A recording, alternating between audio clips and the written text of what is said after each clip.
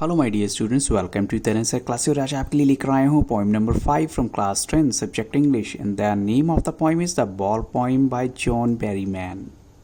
इससे पहले कि मैं आपको कुछ स्टैंजा बेस्ड क्वेश्चंस या एक्सट्रैक्ट बेस्ड क्वेश्चंस आपके साथ डिस्कस करूँ, आपको समरी बताना चाहता हूँ कि जो बॉल पोइम है उसमें एक बच्चा अपनी बॉल को गुम कर देता है और चाहे इस बॉल की कीमत ज़्यादा नहीं है और वो एक नई बॉल खरीद सकता है, लेकिन फिर भी वो बच्चा बहुत अपसेट होता है। उसका रीज़न क्या है कि उस बच्चे ने उस बॉल के साथ काफ़ी सारा टाइम स्पेंड किया होता है। और जो ख़ास बात होती है वो है कि मनी जो है वो हर चीज़ आपके लिए नहीं खरीद के आपको दे सकती, क्योंकि यहाँ पर जो बॉल है वो सिंबल है चाइल्डहुड का, इनोसेंस का। और शायद पोइट एक मैसेज देना चाहता है कि अगर हमारा चाइल्डहुड चला जाता है या इनोसेंस चली जाती है, वो वापस कभी भी नहीं आती। लेकिन साथ में पोइट हमें एक और मैसेज भी देना चाहता है कि जो भी लॉस हुआ है हमें उसे समझना होगा, उसको सहन करना होगा और उसको भुलाते हुए आगे की तरफ बढ़ना होगा। और इस पोइम का मैसेज क्या है कि जो बच्चा है वो अपनी बॉल गुम कर चुका है हमेशा के लिए, और लूज़ करने की वजह से क्या है उसको एक नेचर जो है लॉस का समझ में आया कि देखो कोई चीज़ अगर है आपके पास वो परमानेंट आपके पास नहीं रहेगी। ठीक है, आप और बॉल परचेज कर सकते हो लेकिन वो बॉल भी हो सकता है गुम हो जाएं। लेकिन एक तरफ जहाँ ये बताया गया कि कैसे जो है हम अपनी कुछ चीज़ों से कनेक्ट हो जाते हैं, दूसरी तरफ हमें ये भी बताया गया कि नथिंग इज़ परमानेंट। तो स्टेंजा 1 में देखते हैं, अब बोला गया कि what is the boy now who has lost his ball, what he is to do, I saw it go merrily bouncing down the street and then merrily over there it in the water, no use to say O there are other balls. अब poet कहता है मैंने सब कुछ देखा कि ball कैसे जो है गुम हुई, कैसे जो है गली से होते हुए पानी में चली जाती है। और अगर हम बच्चे को ये बोले कि ओ देयर आर अदर बॉल्स, लेकिन उसका कहने का भी कोई मतलब नहीं है, उसका कहने का भी कोई फ़ायदा नहीं है। तो इस स्टैंजा पर बेस्ड फर्स्ट क्वेश्चन है आपका, where did the ball go. Options are across the street, into the water, in a drain और far off in a jungle. And the correct answer is into the water. Second question is synonym of happily. आपको happily का similar word बताना है। synonym होता है similar word. Look at the options: friendly, hopefully, merrily, sadly. And the correct answer is merrily. Question number 3. What does the expression no use to say oh there are other bold means? अब इसका क्या मतलब हुआ इस expression का? तो इसका options हैं it is a big loss, insignificant loss, by another ball और loss is of major consequence. तो इसका मतलब हुआ कि चाहे आपके पास ऑप्शन हैं कुछ और बॉल लेने के भी, लेकिन जो लॉस हुआ है वो कभी भी कंपनसेट नहीं हो सकता। अब देखते हैं स्टेंजा 2 में क्या बोला गया कि ultimate shaking grief fixes the boy, यानी बच्चा बहुत उदास हो चुका है, रिजिड बिल्कुल एक जगह पे खड़ा है, ट्रेम्बलिंग कांप ही रहा है और नीचे की तरफ देख रहा है। All is young days into the harbour, यानी अपना जो बचपन का वक्त उसने यहाँ पर बिताया था, उसकी बॉल अब गुम हो चुकी है। And I would not intrude on, poet कहते हैं कि मैं उसको डिस्टर्ब नहीं करना चाहता। और मैं ये भी सोचता हूँ कि एक डाइम क्या होता है कि यूएस का एक 10 सेंट का कॉइन होता है, कहते हैं एक बॉल हार्डली उसमें आ भी जाएगी, लेकिन ऐसा कुछ सोचना भी इस टाइम यूजलेस है।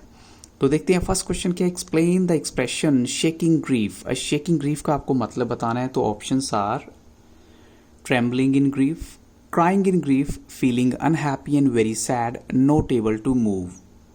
तो right answer is feeling unhappy and very sad. Question number 2, synonym of interfere. आपको इंटरफेयर का सिनोनिम यानी सिमिलर वर्ड बताना है। Options are disturb, intrude, rigid और dime. Correct answer is intrude. Question number 3, why is the money or other ball worthless for the boy? अब बच्चे के लिए पैसा या दूसरी बॉल वर्थलेस क्यों है? तो options are he doesn't want to play, he is very sad, sense of loss as same ball cannot be found, और नेक्स्ट है cannot afford another ball। तो करेक्ट आंसर आता है कि उसकी जो सेंस ऑफ लॉस है कि उसे सेम बॉल नहीं मिल सकती, इसकी वजह से हम कह सकते हैं कि मनी या कुछ अदर बॉल जो है वो बच्चे के लिए वो खुशी उसको देगी क्योंकि वो अपनी पुरानी बॉल से कनेक्टेड था। स्टैंजा 3 में देखिए, now he senses first responsibility. अब देखिए फर्स्ट रिस्पॉन्सिबिलिटी का मतलब क्या है, फॉर द फर्स्ट टाइम उसने ऐसी लॉस वाली फीलिंग जो है फेस की इन ए वर्ल्ड ऑफ पोजेशंस, जहां हर कोई अपने पास सब कुछ रखना चाहता है, खुशी वाली चीजें। People will take balls, balls will be lost always, and little boy and no one buys a ball back, money is external. अब देखिए लोग जो हैं आपको हो सकता है कोई बॉल खरीद के दे भी देगा, लेकिन वो बॉल आपको वापस नहीं मिलेगी जो आप गुम कर चुके हो।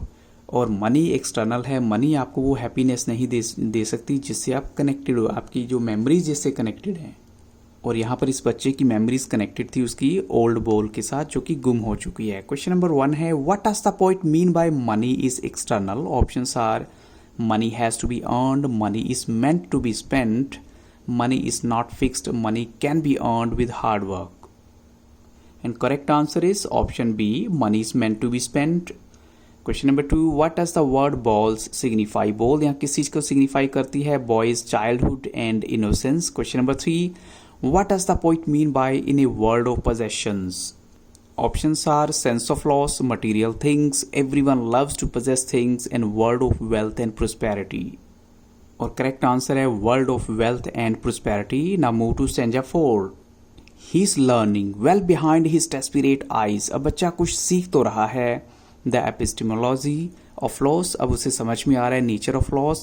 How to stand up knowing what every man must one day know, and most know many days how to stand. अब इसका मतलब क्या है कि अब बच्चे को समझ में आ रही है कि कैसे लाइफ में ऐसे बहुत सारे लॉस उसे फेस करने होंगे, लेकिन इन्हीं लॉस को फेस करते ही उसे आगे बढ़ना होगा और नेगेटिविटी वाली थॉट से बाहर आना होगा।